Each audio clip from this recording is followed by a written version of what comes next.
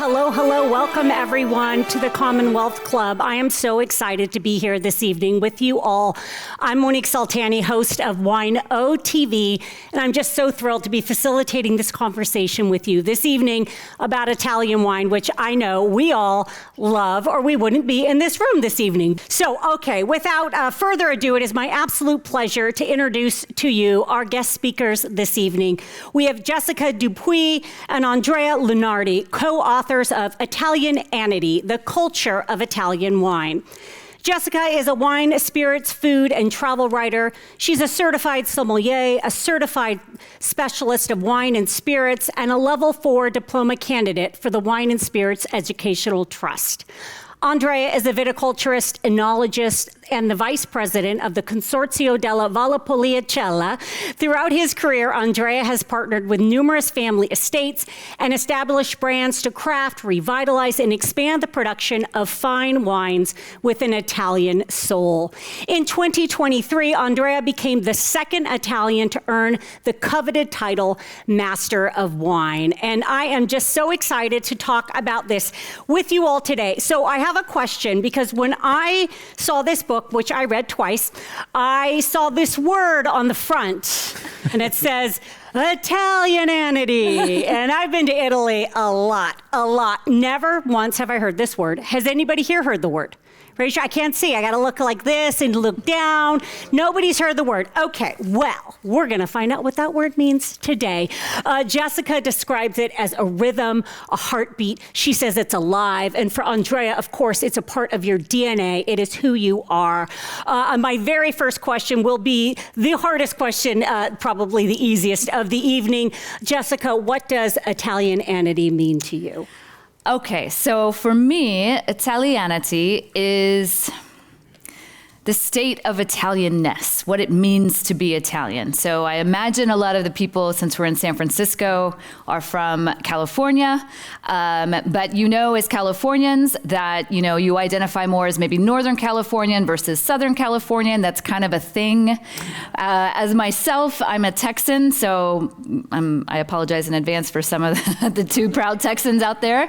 But I definitely, there is a identity to being Texan, right? In Italy, for those of you who have traveled there, you know what it feels like to be Italian the second you get off the plane, the second you get off a train. You know you can identify an Italian because of the way they walk, the way they speak, the clothes that they're wearing, the music that's playing, the wines and the food, right? So this book sets out to kind of define what Italianness is. It is based on a real word. Oh, yes, I know. I looked it up. Merriam-Webster calls it, I looked it up. It says it is a noun, and it says the quality or state of being Italian, as in character or allegiance. Correct. So it is a real word. So I didn't make it that part up. But in Italianità is that Italian word, and in this case, this is Italianità through the lens of wine, specifically Italian wine. So, of course, Andrea, we have to ask you, the official Italian in the room, what does Italianity mean to you? I make a question for you. Where do you think that I come from?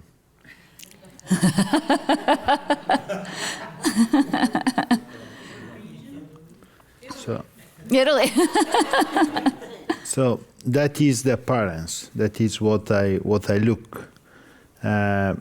But if you're Italian, you have behind some very numerous layer of culture, of the beauty of the heart that is surrounding ourselves, an incredible complexity, a fact that we are a peninsula in the middle of the Mediterranean Sea, so we are mountain people living in the beach.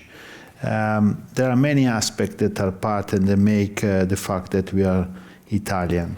And for that reason, it is true that when we have a lifestyle, we have, Jessica always say about dolce vita, I don't think that is only the fact that we live very well. I think that everybody can live as we live, but the fact that for sure we have a very numbers of layers that make the fact that we are Italian. And in this book, we tried to talking about that. It is not a book of wine, even if we are in the wine industry, in the wine business, but it is a book about lifestyle, about what really represents Italy around the world in a very serious way. Yeah, it really is a book about the culture behind the wine, the people behind the bottle, which is why a lot of us are in this industry sharing the love of the people behind the bottle and the culture. And specifically today, we're talking about Italian wine. And I'd like to get to the soul of the book. It's broken into 3 layers, if you will. It really is about the grapes. It's about the people behind the bottle. And then it's about Andrea's personal journey. And so, you know, they say it's not really a textbook, but it's a series of essays. And you could really hear the 2 voices when you read it, because Jessica wrote it and Andrea wrote it, and they have 2 very different perspectives. But literally, you can hear the 2 voices because it's half in English and half in Italian. So there you go. There are literally 2 voices happening. We talk about the grapes, and we talk about the which Andrea calls the red spine of Italy. These are the globally recognized red wines throughout Italy. Will you describe it a little bit more, Andrea? That is related to the Master of Wine. When I started to study the Master of Wine, it is very clear because I like also to simplify a lot of information that regarding wine in how do you call mind maps, these type of things. And I really realized that if you travel around the world, there are some very solid model. You know, like if you have a Chardonnay, it is a Burgundian model. You know, you ferment in oak, you age in oak. You can have regional level, you can have village level, premier cru, grand cru level. But if you or if you go to Bordeaux, there is a Bordeaux model, which is based on the Bordeaux grape varieties and the fact that the wines after that age in barrels for a long time. But if you go to Italy, there is not a very specific model. That is the reason, because a lot of time in blind tasting it's very difficult to guess Italian red wines or white wines. For that reason, I started to think about that, and I say, but in any case, there is an identity of this country. So if a wine is has a very light, pale, ruby color, it smells a little bit of Campari character. It has some orange peel note. It will have a complexity made by some Mediterranean herbs or some alpine herbs. And if you put in the palate, and it looks like quite Pinot Noir on the color on the nose. But if you put in the palate, the wine is very light, but on the same time it has very vivid and very dry tannins, which in combination with acidity make this wine very succulent in the end of the palate. It can only be Italian, and it can only be in Nebbiolo, Sangiovese, or Nerello Mascalese, or it might be some other Italian grape varieties that you will find around, Schiopettino in Friuli, Corvina in Veneto, Freisa and Grignolino in Friuli, Ciliegiolo in Toscana, Cesanese in Latium, or it can be Piedirosso in Campania, or Nerello, Frappato, and Nero d'Avola in Sicily. But for sure you are inside an Italian red wine, and for that reason there is a spine that is like the spine of mountain that we have in our peninsula. It's starting by the Alps and is going down with the Apennini across all our peninsula. Well, I love it because Andrea just set up my next question, which was going to be talking about the diversity of different grapes and wines that are available throughout Italy. It's not just one wine. There are so many different regions, so many different places, starting in the north, going to the south, and really the way the land, whether it's the salt flats in Sicily or the Dolomites in the north or the Green Heart in the center. There's so much variety. The land really influences the grapes. And how do you interpret the red spine? I mean, the red spine is really, to us, it became a guide by which to explain the stories that we wanted to share. And so when we talk about Italian wine in the United States, most people can identify when they hear the word Chianti, whether that's because they know Chianti Classico or because, their grandparents served a Chianti in a fiasco, the little wicker basket, right? Or they have kids and watch Lady and the Tramp. Yeah, there you go. They have kids and they've watched Lady and the Tramp. Oh, iconic. Or they've heard of Brunello di Montalcino, or they've heard of Barolo. These are all wines that we have come to associate because there have been forward-thinking Italians that have pushed them onto the market in a very strategic way, and we've come to love Italian wine as a result of that. More recently, there is a trend, especially among sommeliers and very kind of wine enthusiastic people who have really come to love what's happening in Sicily, particularly on this active volcano called Mount Etna. So from there is Nerello Mescalese. So for us, this was a guide to be able to show from north to south. So north is where you'll find Nebbiolo, where Barolo, Barbaresco come from.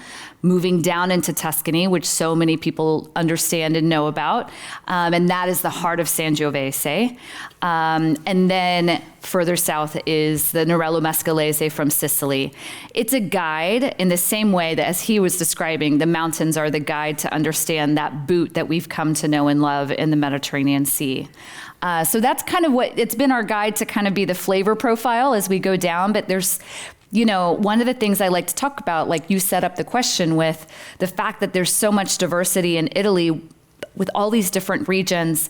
They're all divided by these mountains and the ocean, and they all have their own dialects. They have their own regional specificity, and they have, their own foods.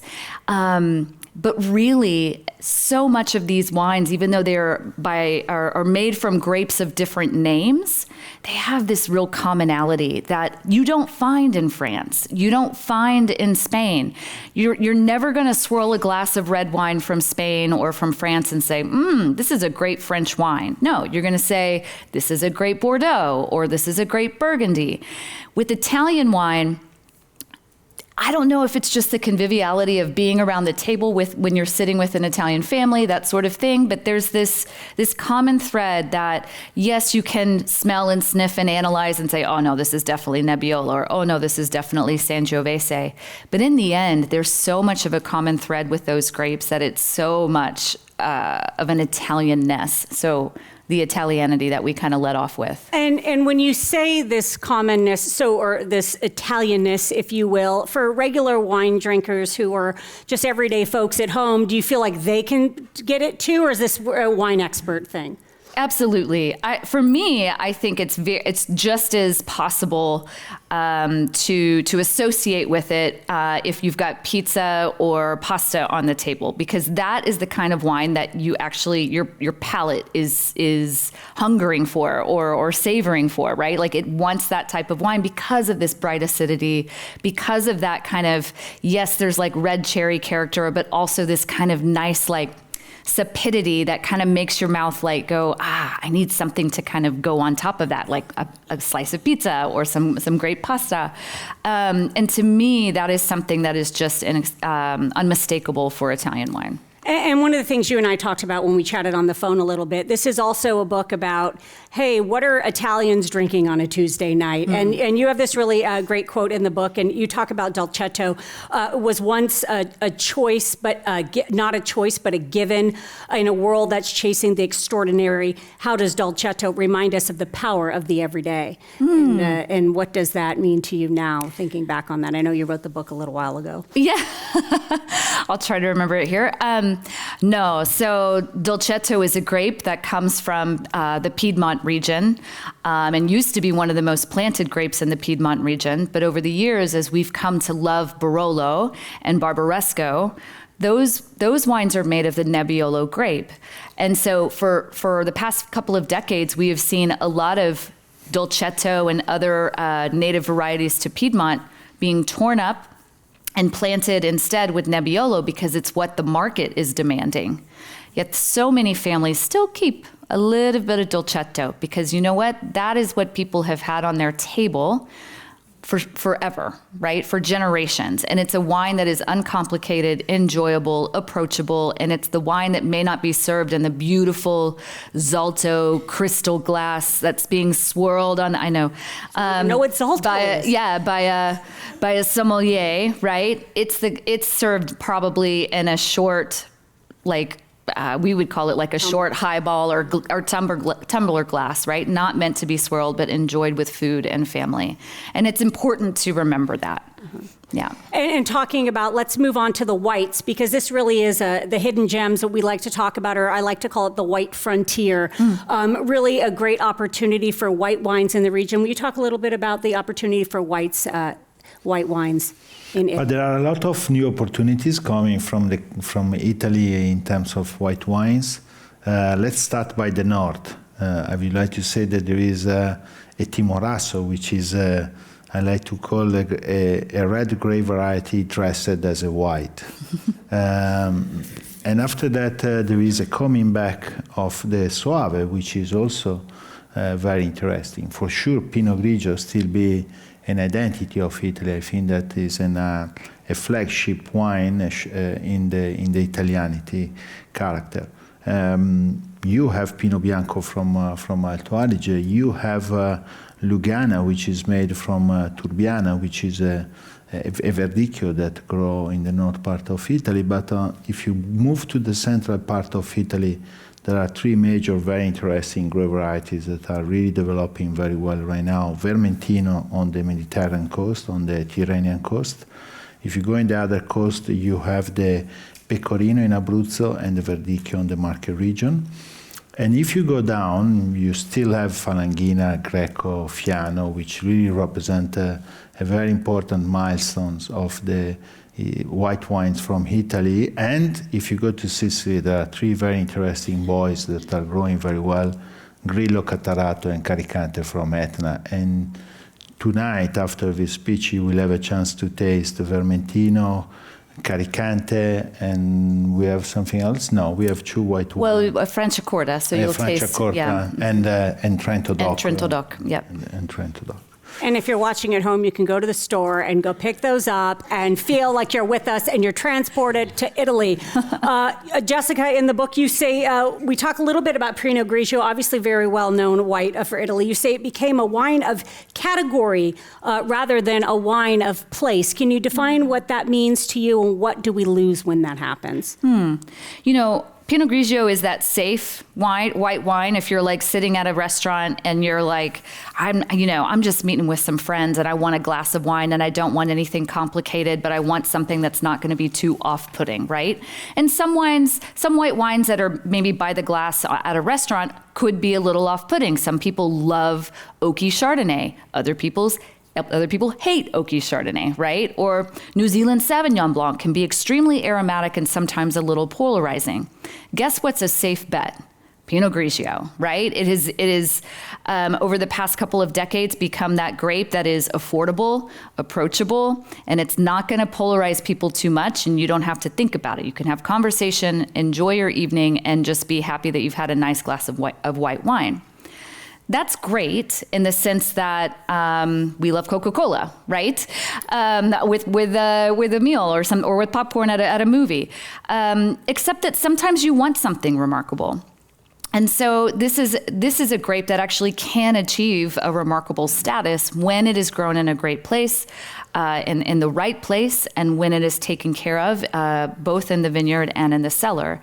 And so we talk about Pinot Grigio as it is a category wine in a lot of ways in America because it's become something that is a safe bet, but it has the potential to be so much more. And when you start to dive in a little bit deeper into where some of the great places where it is grown, where it comes from, so like Alto Adige and Friuli, you can discover something really, really exciting about that. So in terms of a tip for viewers or people in the audience, were those the regions they should look for if they're just grabbing a Pinot Grigio? Because like you're saying, it is a wine of category. We have a lot of Pinot Grigios here. So how can we really get those quality ones? What do we look out? And I want to be clear, there is nothing wrong with that Pinot Grigio. That's the safe choice. We always like a safe choice, right? So, and it's important to note that has put Italian white wines on the table in America. So there is no disrespect for that. However, when you're ready to take it to the next level. We're ready. Yes. Okay. We're gonna take it to the next level. Okay, perfect. Then we go into regions like Alto Adige, which is in the mountains, right? We've got some elevation. You've got the Dolomites in the back that are kind of bringing in fresh air, and you've got the Adriatic Sea that is coming and bringing warm air, and it's creating a really nice collision that's allowing Pinot Grigio to find a little more depth and freshness. So I would look at Alto Adige. I would also look at Friuli. Yeah, and you could maybe talk a little bit about Friuli. I have less experience there. Well, Friuli is, you are 30 miles away from the sea and 50 kilometers away from the Dolomites, the big mountain. So it is absolutely a terrace on the Adriatic Sea that is one of the Mediterranean seas. This is the place where really is reputed the best place in Italy to grow Italian white grape varieties. But this is not about this book. This book is not talking about which is the best place, which is the best wine that we produce. If you have an interest to come here tonight for this book, it's a book about stories that can be put in the wine business, but most of the people that will read this book are not from the wine business. We made on purpose, not for people from the wine business. We made on purpose for people that loves what is behind a glass of wine. I want to tell you something. The wine business, I grew up in a wine business that was exploding. You know, working in wine, it was fancy. It was trendy. I was the most interesting people to be at the table because everybody wanted to know, what do you do? Oh, you're a winemaker. I became the star of the night in many dinners with friends. But I don't come from this culture. I come from a family that was not a poor family, but we were farmers.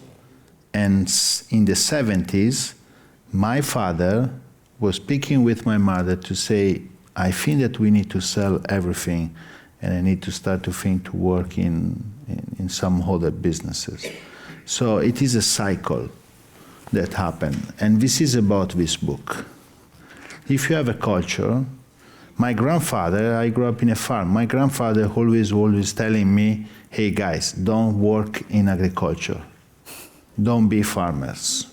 It was obligated in our family to study accounting and after that go to university, study accounting again and find a job inside the bank because this was the dream. I'm not talking about Jurassic Park epoch. I'm talking about 30 years ago, 25 years ago.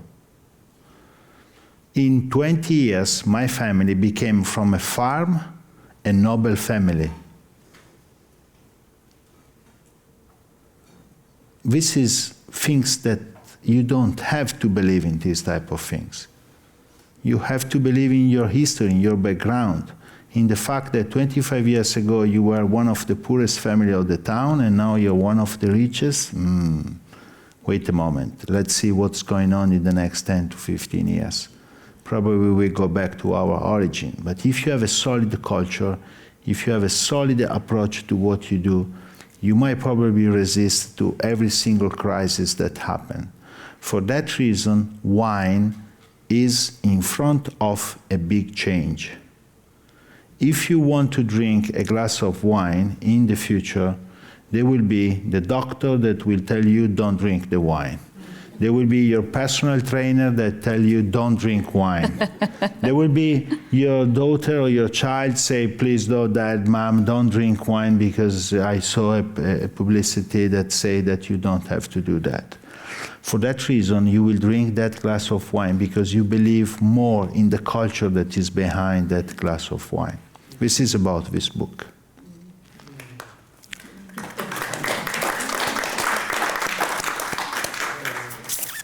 Well, how do I follow that? I'll give you some big names. This is a book about people. Obviously, it's about Andrea's story, and we can go further into that now, or we can talk about some of the other big names in the industry for which you all interviewed, and focus on really some of the big names in Italian wine. Andrea, you kind of set it up here too again, because you say the soul of wine isn't yours to define alone. Why is it vital, knowing that you have such an important story to tell? Why was it so vital for you to bring in so many other voices into the book? Honestly, when we started, that was not the plan. What was the plan? You know what we say in Italy? We don't. If you are Napolitano, from Naples, you say in dialect, we say, there are any Italian in the room? Some origin from Naples? Okay.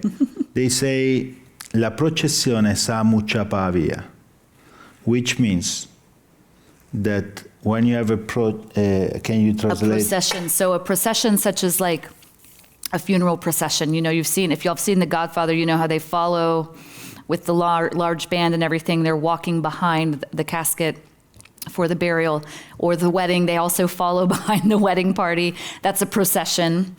That cannot develop it in the beginning.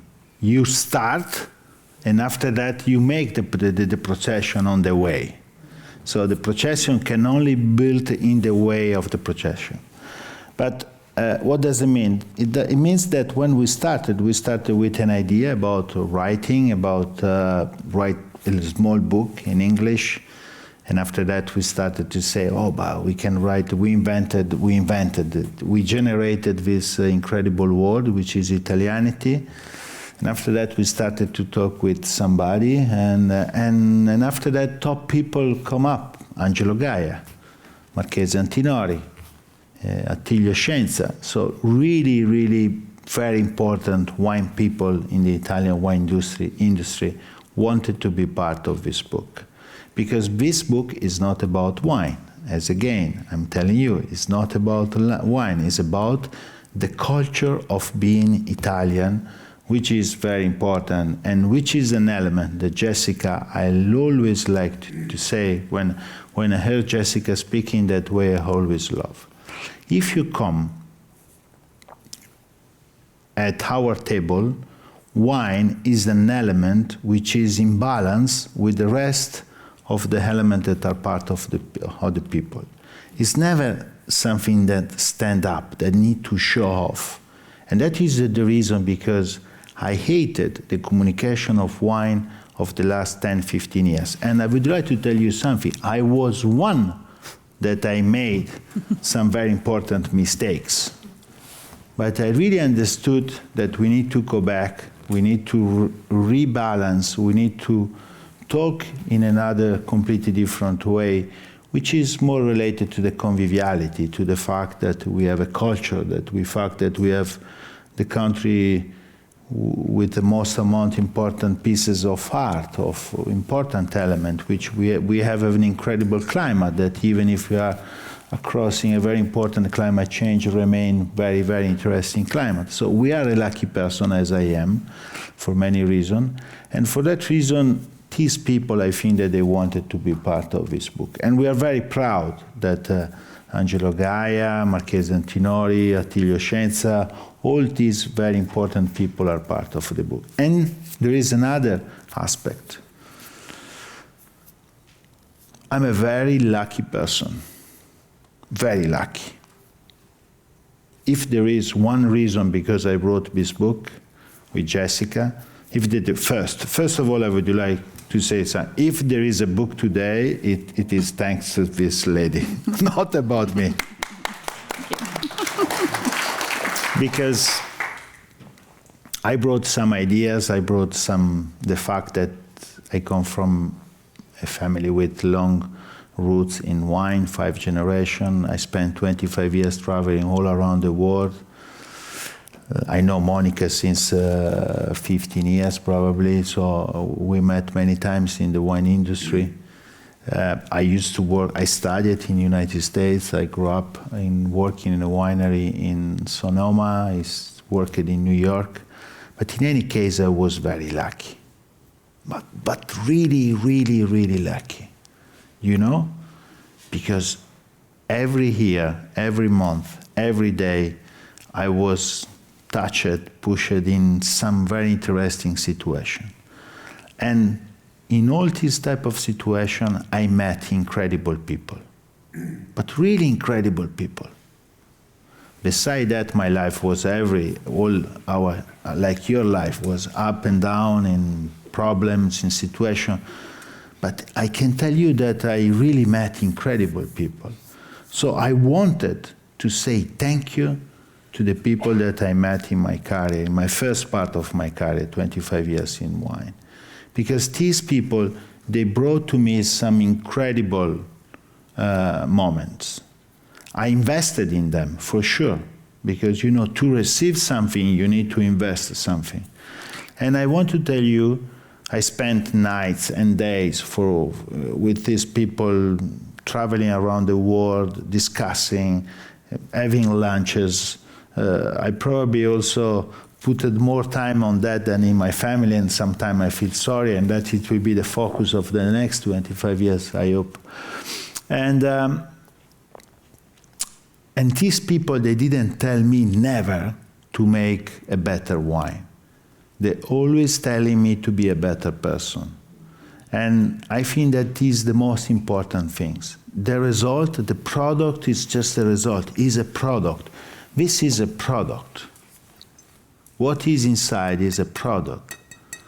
But what is interesting is to know how it works, how we can make it. And in function of that, there are certain people that you can find in the road of your life that can really help you to understand this type of thing. So there is an humanity behind this book, and there is an humanity behind the wine business, which I'm totally convinced that it will be really the only tool that can save the wine from the doctor, from the personal trainer, from the people that tell us every day to don't drink a glass of wine. Because we live during these days, don't you know? Yeah, the war on wine is real, but people are in love with a culture, cuisine coming together, and stories about people behind the bottle. Obviously, Jessica, do you share Andrea's sentiment? Did you also hate the way the story of wine was being told? And do you feel as if you're hoping with the book to kind of change the narrative a bit? Yeah, you know, I think as an American, I grew up, you know, I've mentioned I'm from Texas. I grew up in a family where wine was not on the table. You know, he mentioned like in Italy, and this is what I think the biggest communication of this book is that wine is always on the table, but it's not the center of the table. And this is something that I've always appreciated about life in Europe, but in particular, and about it in Italy. And I think that for me, the war on wine is a smoke and mirror sort of situation. It's trying to talk about a problem that actually isn't the focus. I'm not going to get into the politics of it or the lobby of it, but I do think that it's important to understand that for generations, if wine has been on the table and it has brought generations together, right? If I can have my son who's 15 years old sipping and smelling and tasting a wine that I have on the table because it's just a Wednesday night, but his grandfather's in town and we're enjoying dinner together, then he gets to hear stories that his grandfather has to share with him. And we're all enjoying food on the table and also some wine on the table. But it's not because we're trying to get drunk, and it's not because we're trying to show off. It's because it's just part of something we can enjoy together.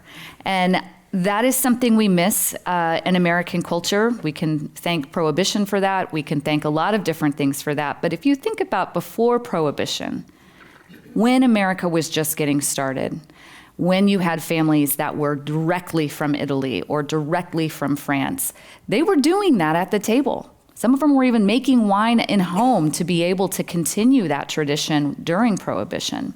And I just feel like we need to be communicating that that still exists and that there's an importance to that. You know, we talk about the people, the mentors in Andrea's life that it was important to give voices to, or give voice to, because of how they taught him to be a better person, better at his career, better at life in general. But it was also important to give that voice because they all have the same message, that this is an important quality to life. And we needed it to not just be Andrea saying it or myself saying it, but a chorus always makes a stronger sound than a single voice. Mm-hmm. And Antenorri's story is told through your words. What were some of the takeaways you got from that experience with him, and really about the culture of wine and the meaning behind it? You know, Piero Antinori, it's so funny, when we were getting ready for that interview, this was one where I interviewed him by myself. Andrea had some other thing to do. He works for a living.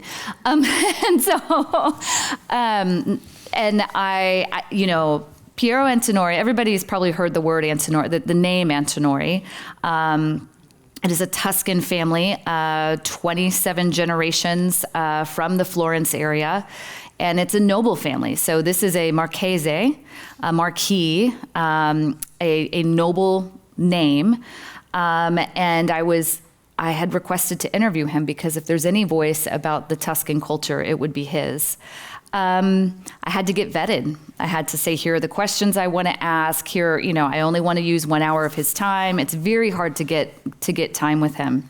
And once this was approved, it was fascinating because Andrea was like, now listen, when you talk to him, like, this is the godfather of wine in Italy, right? You call him, you say it in Italian, not me, Il Padrino? Il Padrino, yeah. Il Padrino.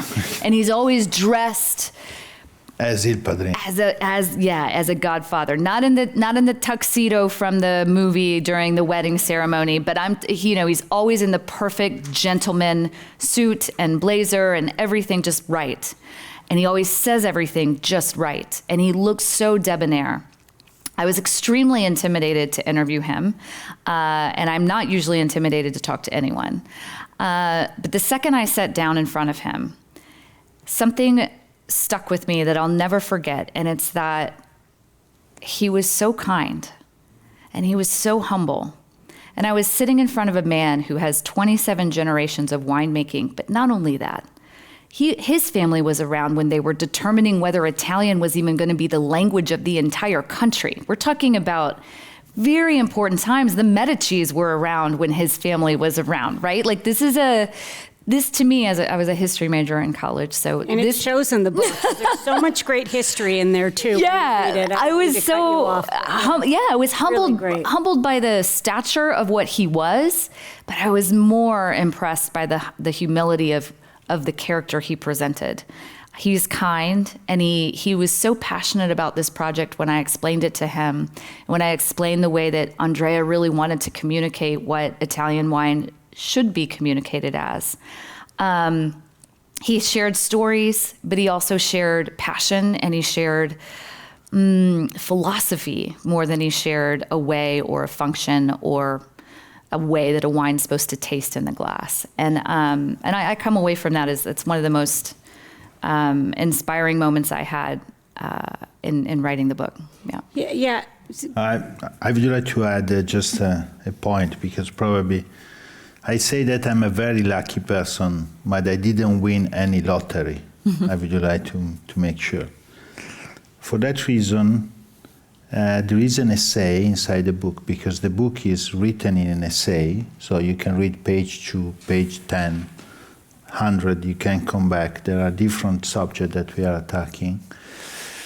On 2015, a gentleman who was my boss for 20 years told me, Andrea, in order to achieve the result that we need to have in this company that we are working now, it will be better if you decide to become a master of wine.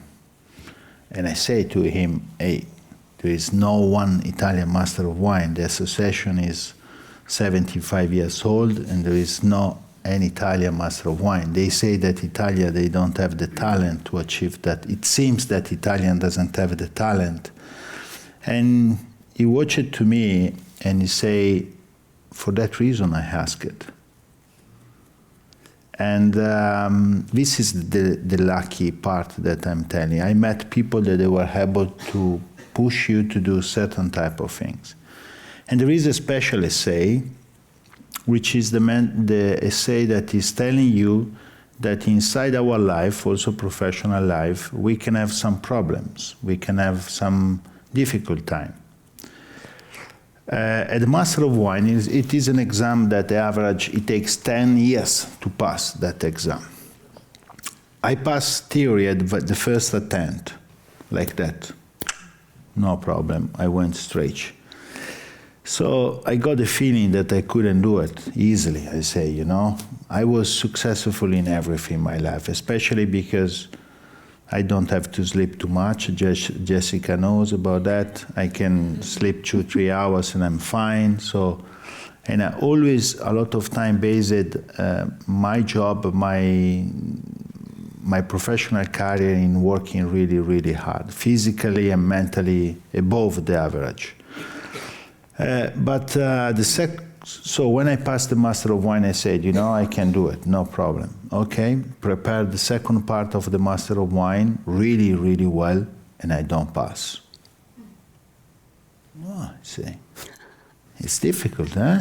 People, they say that it's difficult. Okay, let's do it. I try another time. I will be prepared very well, even better than what I was before. I prepare very, very, very, very, very well, and I don't pass. Oh. So I started a very difficult time. So I said, you know, Andrea, you need to prepare in a level that you never was prepared before. And I was prepared at the top. You know, Master of Wine is like Olympics game for wine. So you prepare for 4 years and you perform in 30 seconds, 10 seconds, 5 seconds, but that is the limited time that you have, and you need to be at that time at the top. But it's 4 years that you prepare that attempt. And I was prepared in a level that was the top. Really, I say, okay, I was not prepared the first time to pass theory at that level. This time I will destroy everything. I sit down at the exam, and in 5 seconds I do a mental crash. Strong mental crash. So I came back, I was completely destroyed. I go back to my job, to my say, this is the only things that I have to do, work. I started to be very, my journey was a very poor journey. I was just thinking about money, working. I was very rude with the people next to me. I was very rude with my family. Everything became very strange. Finally, a day, I meet a person which is a doctor of psychiatry, a professor of psychiatry in Oxford, which is a friend. And he say to my wife, I saw Andrea a couple of weeks ago, and I don't think that Andrea is in a good shape. And Alberta, my wife, say, yeah, Andrea is not in a good shape, because that is what happened, and with difficulties, 3 years that he's trying to pass this exam, but this time the recovery is not very good. And I sit down with him, and he told me, you know, you are very lucky. I say, are you crazy? No, you are very lucky. And I say, why? Because this happened to you in an age that you can restore and you can recover perfectly without using no pain, how do you say, medicina, you say in English. But we can do easily. And this is, you have to say thank to God that happened to you in your life. Because if you focus in certain aspect, if we will work together in doing certain type of things, you will be a better person. You know? So this is about what is written inside this book.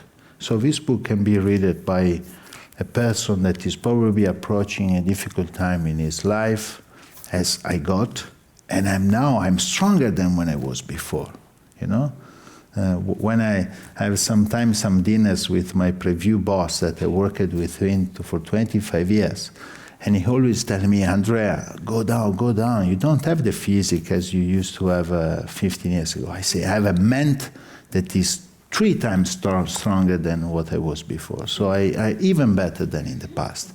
So this is what we have what you can find inside this book. There is no wine maps. There is no a single page that tell you which is the best wine, how you have to drink. Beautiful pictures. Bravissima. There are some beautiful pictures, because this is the beauty of what we can have, and this is the beauty of the humanity that is inside the wine, and the fact that in our journey we can be very lucky, even in some very difficult situations. And then my one, you have to say one word answer to this one, which is, what was the feeling when you found out you passed? I'm telling you where I was. I'm telling you where I was, because that is nice. That was 6, 7 words. I know. No, he's not I'm kidding. I'm joking. He will not answer with I one want to word. hear. No, we all want to know. We all want to know. I'm being funny. Carry on. No, I was convinced, 100%. You know, the night before I say, no, there is no problem tomorrow morning, because they call you and they tell you yes or not. Say, tomorrow morning I will receive the phone call and that it will be yes. But it was, I believe in circumstances, I don't know if it is the right word in English. I was in the Camino degli Dei, the promenade of the Shout it out. gods. Of the Camino gods. degli Dei, from, I was walking from Ravello to Positano, and I received, and I made on purpose to be there that day. Because I say in that day, if I will be there, the answer can only be one, and that is what happened. All right. Well, the gods have spoken. And now we want to hear some of you speak, because we have some great questions, and I want to make sure that we get time for them. Okay, so I believe this question is going to be for the both of you. And I'll let Jessica go first. Who do you believe you would be without wine and its culture? I might be a little less interesting. I think, again, I come back to the fact that I feel like the experience of enjoying wine together with people is what brings more conversation, and not just surface conversation. That's just the first level. I think that you can have deeper conversation, and I do think that wine does help facilitate that. But it's more than that. You know, I mentioned earlier that I was a history major. I studied politics. That was kind of my first track in life. I thought I'd go be a lawyer. Thank goodness I didn't. And the reason I didn't is because I studied abroad my junior year of college.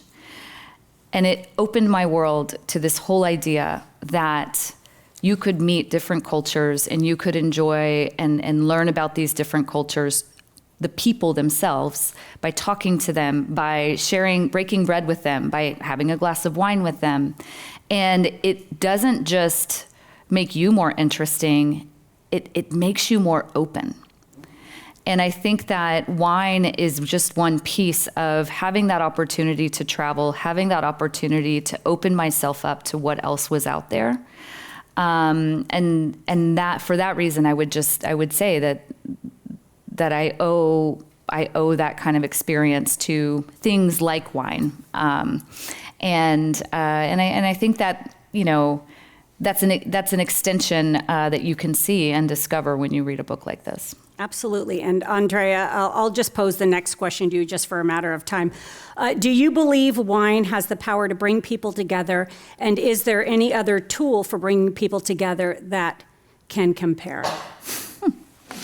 Yes. I totally believe that art is the same than wine. I'm a collector of art brut, and I collect pieces of art. I do not understand art. I'm not a specialist of art, but I totally believe that art tells me something I like, I buy, and I don't care. So and wine is the same. You know, you have probably you don't understand. You are not the best taster. You are not the sommelier. You are not a master of wine, but you love a label. You love the taste. You love the name of the owner, the family, or the name of the grape variety, and you buy. For me, art is the same, And when people come to my house, I can see that they are strongly attracted now more about the heart rather than the wine, so it seems that it's very similar. But for me, heart is very similar than wine. And Jessica, this question's for you, and I'm going to do my best to read the writing. Okay, as someone who works in the wine and spirits industry, what are some of the biggest changes that you have seen in the last few years, and what about future challenges and changes?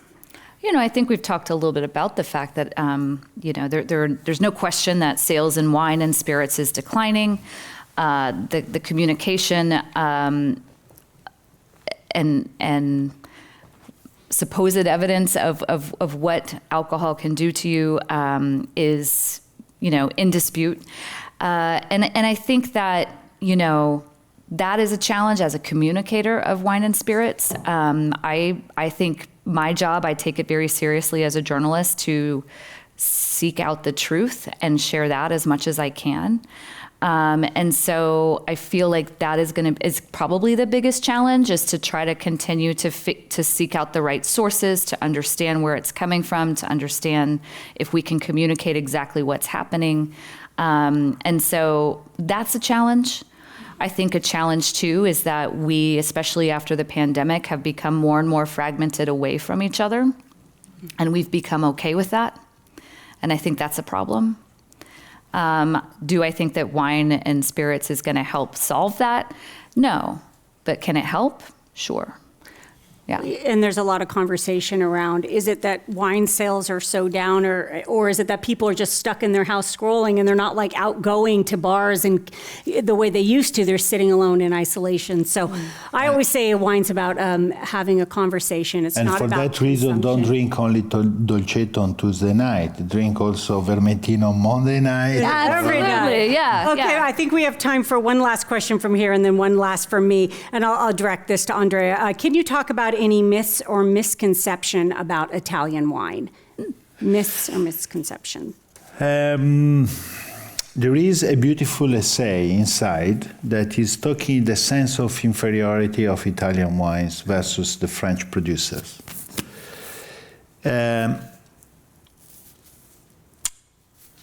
France has 200, 300 years more inside wine, and they have 2-3 very iconic regions that we do not have yet.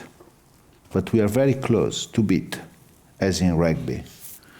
In soccer, it's many years that we beat it, but now we will start. And French Italy is is fire in the middle, and but there is a beautiful essay, and this essay was Rocco Lombardo, which is a guy with Italian origin, but is the president and co-owner of Wilson Daniels, which is one of the most important importer in U.S. And Wilson Daniels imports some incredible property like La Romanée Conti. He has the biggest allocation of La Romanée Conti, Domaine Le Fleuve, but also some very important Italian brands as Biondi Santi, Romano del Forno, Gaia. And I'm a very good friend of Rocco, and we were tasting together, and he say, please, stop to make wines that looks like French wines. Try to make wines that looks like you, looks like Italian wines. And I think that this was a very turning point in my life, to stop to copy somebody else and try to enhance your attitude, even your weakness, because sometimes in your weakness you can develop an identity that people can recognize. Thanks to that, I think that Italy is moving very well right now, and we're very close to beat France. To beat it. And Jessica, I thought it was very interesting in reading that you, in writing this book and spending so much time in Italy, you sort of discovered your own love for your own Texasanity, if you will, your own Texas roots. Talk about Texas wine and your culture, and how really writing this book brought you back to home. Yeah, any place, if you spend enough time away from home, you start to think about it. I like to talk about how this book for Andrea is an Odyssean journey from him working in many different parts of the country of Italy and having to face different challenges to find his way back home. And so in many ways, I had a shorter version of that. I spent 30 weeks in Italy over the course of 2 years. I have 2 kids and a husband, and they were gracious enough to let me do it. But I fell in love with this culture. It's hard not to. And I am always just fascinated by what's next around the corner, whether that's the next region over the hill or the river, et cetera. But every time I went to a new place, I couldn't help but compare, like, oh yeah, we kind of do that too, or oh yeah, we kind of do that this way where I'm from. And I think more than anything, what it did was give me an appreciation in wanting to communicate how beautiful it is to be Italian. It gave me this reflection, this appreciation for what it is to be Texan. And I don't mean that in a proud, annoying way. I mean just like I'm grateful for where I came from. I do think we have a unique culture in Texas that is, I'm not wearing them today, but a lot of times I'm wearing cowboy boots, I'm wearing jeans, I'm much more, authentic to my Texas nature. And that's not because I'm trying to show off, it's because I'm comfortable in it. And that, I think I really discovered that appreciation most when we kind of wrapped up this book. There is Texas wine in a much smaller way than there is Italian wine. But I think it's a place that has a lot of opportunity and a lot of possibility. And I look forward to kind of watching how all of that unfolds. Well, she will write Texanity. Texanity is coming next year. To the next, whoa. One takeaway you hope people walk away with when they read the book, quickly. Yeah. I think it's to do what I did when I was young, and that's kind of open yourself to learn something, not just about wine, but to take one step further into a culture that may be uncomfortable or different or unfamiliar to you. I think we've done everything we can to lay that out as best as possible through different stories, through different cultural explanations of what it is to be Italian. So I hope that it's something that you can kind of open yourself to embrace and to bring into your life. And then at the same time, let it be a reflection on your own identity. What is it where did you come from, and how has that shaped you, and how can you push the positives of that into the world? And I just wanted to read a beautiful line from the book. It says, Italian wine must not lose itself in someone else's idea of greatness. This is the home of the Roman Empire. Italian wine must remember what it has already conquered. And I really love that quote in the book and so much more. My last question, I have to ask you this because I ask everyone this question, and we haven't even tasted our glass. And I'll start with Andrea. Do you have a cheers or a toast, something that you say in Italy, an Italian cheers or toast? And then we want chin. Chin chin. And then in Texas we say, cheers, y'all. Cheers, y'all. Fantastic. Cheers, y'all. Yeah. Chin chin. We are tasting a lovely Brunello di Montalcino Vigna Vecchia that last week got 97 points that I make with Marilisa Allegrini in Montalcino. But you will have a chance also to taste some very great wines tonight. There is a beautiful Barolo from G.D. Vajra, which is an incredible family that if you have a chance, please visit. It's a family that we met in our road that was for chance that we got the opportunity to visit them, and they are absolutely big sponsor of our book because they are incredible people.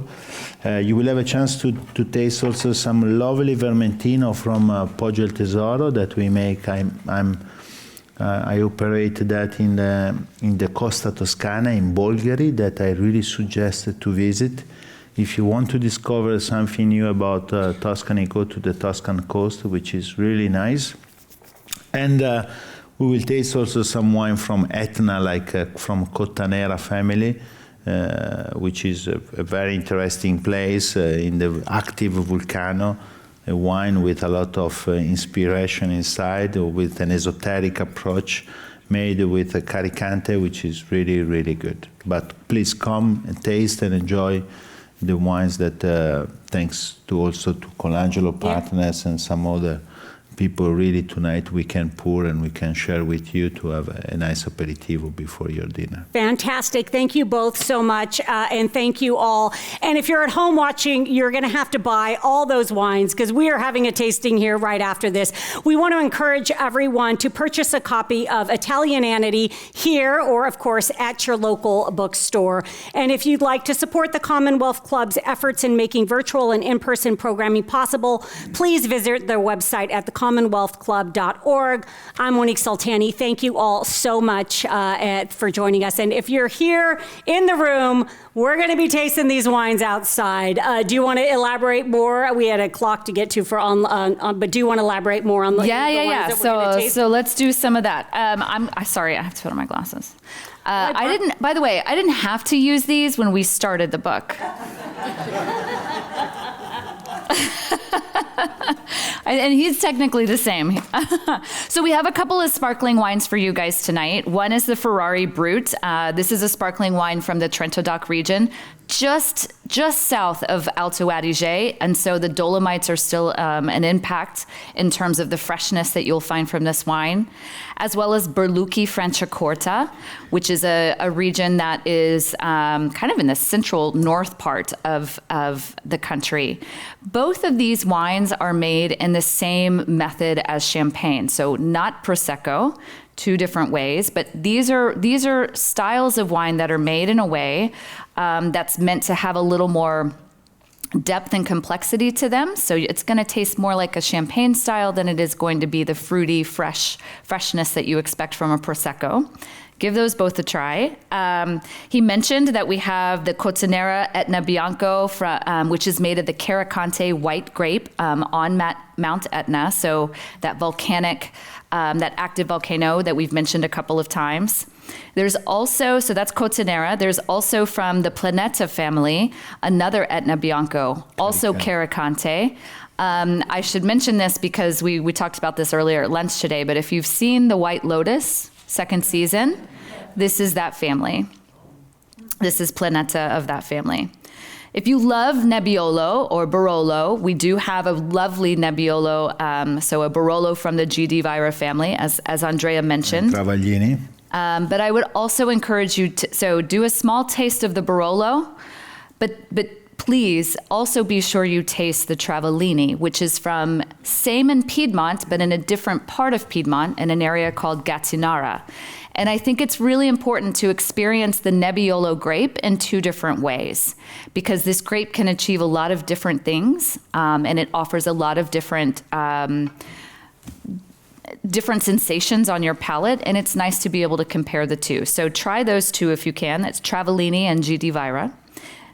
We also have some Chianti Classico from two different producers, thanks to Palm Bay Imports and also to Colangelo Partners. So we have Zingarelli Chianti Classico, Riserva, I believe, and then the Brancaia Chianti Classico Normale. These are excellent expressions of Sangiovese, and just definitely kind of worth comparing the two. I'm a taster, so yes. I love to compare the two. And finally, we have a wine from the region where Andrea is from. This is from the Pasqua family, and it is a Valpolicella Superiore. Some of you, raise your hand if you've heard of Amarone or enjoy Amarone. Okay, fantastic. This is basically the same blend of grapes that you would get in an Amarone, but it's a lighter style. So the grapes are not aged on... You can drink more. You can, fine, I'll stop there. You're like, when do we get to do the drinking? We're ready. More. Yeah, it's definitely not as heavy. So I would give it a try and give this style of wine a try. So Great. There you go. That's all. Fantastic. And, I have the last things that I would like to say. We have also to say thank you to Monique. Yes, because she's absolutely an ambassador of Italianity, and thanks for what you do for all the Italian wine industry. Thanks so much from all the producers that I represent tonight. Thank you. Thank you. Yeah. Well, let's go out and taste some wine, shall we? We'll be out there shortly, yes? Yeah. All right.